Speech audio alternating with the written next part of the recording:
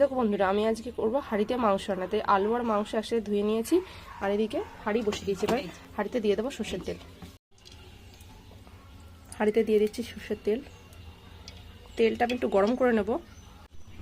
তেলটা গরম হয়ে গেছে, দিয়ে দিচ্ছি এবার আমি জিরে ফোড়ন, একটা তেজপাতা আর একটা শুকনো লঙ্কা, আর দিয়ে দিচ্ছি ওটা গোটা গরম মশলা। ফোড়নে এগুলো সব ভালো মতন ভাজা হয়ে গেছে। এবার আমি দিয়ে দেবো এর মধ্যে পেঁয়াজ।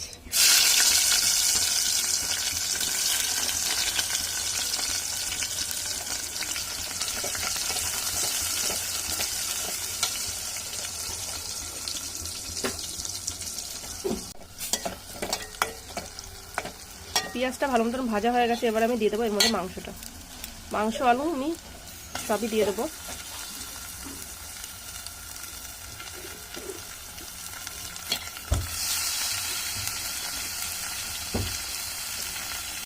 মাংসটা দিয়ে দিয়েছি। এবার আমি দিয়ে দেবো এর মধ্যে টমেটো,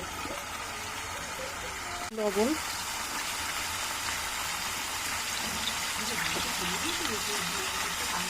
দিয়ে দেবো এবার আমি এর মধ্যে হলুদ। এবারে আমি দিয়ে দেবো মশলাটা। এর মধ্যে আছে আদা, রসুন, জিরে, কাঁচা লঙ্কা, শুকনো লঙ্কা একসাথে পেস্ট করে সবটা ভালো করে দিয়ে দেবো। মশলাটা দিয়ে আমি ভালো করে নেড়ে নিয়েছি। এবার আমি দিয়ে দেবো এর মধ্যে ক্যাপসিকাম। আমি সব মশলাগুলো ভালো মতন দিয়ে দিয়েছি। এবার আমি এটাকে দেবো ঢেকে।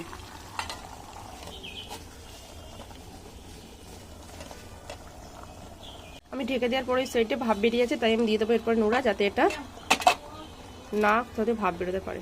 এবার আমি গ্যাসের জোরটা কমিয়ে দেবো।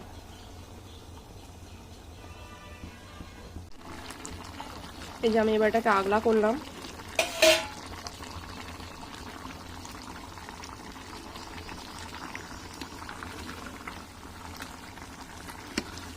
কতটা জল বেরিয়েছে।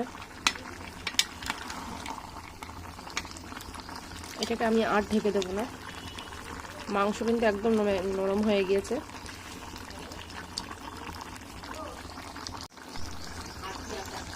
হ্যাঁ,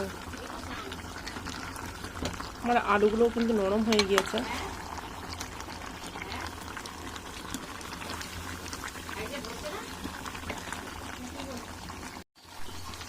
এটা বন্ধুরা আমার মাংসটা কিন্তু হয়ে গেছে। এবার আমি এর মধ্যে অল্প পরিমাণ জল দিয়ে দেবো। ঠিক এইটুকুনি মশলার বাটিটা দিয়ে আমি জল দেবো। এবার আমি দেবো এর মধ্যে ধনেপাতা।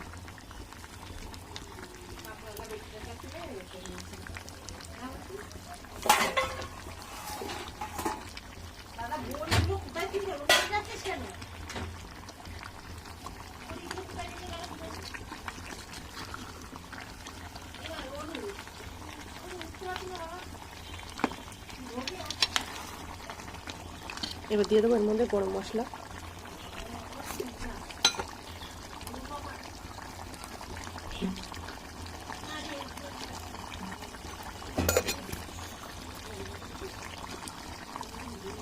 এবার আমি এটাকে ঢেকে দিয়ে কিছুক্ষণ গ্যাসটা কমিয়ে রাখবো। আমি কিছুক্ষণ গ্যাসটা কমিয়ে রেখেছিলাম। এবার আমি গ্যাসটা পুরো বন্ধ করে দেবো। এবার আমি ঢাকনাটা খুলবো।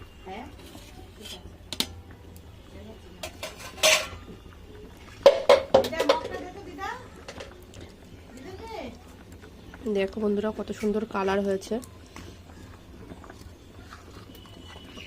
এই দেখো আমি অল্প পরিমাণ ঝোল লেগেছে। আলুগুলো কিন্তু খুব সুন্দর নরম হয়েছে।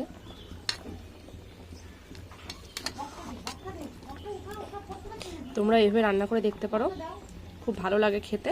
আর ভিডিওটা ভালো লাগলে অবশ্যই চ্যানেলটা সাবস্ক্রাইব করো। আজকে ভিডিওটা আমি এখানেই শেষ করছি।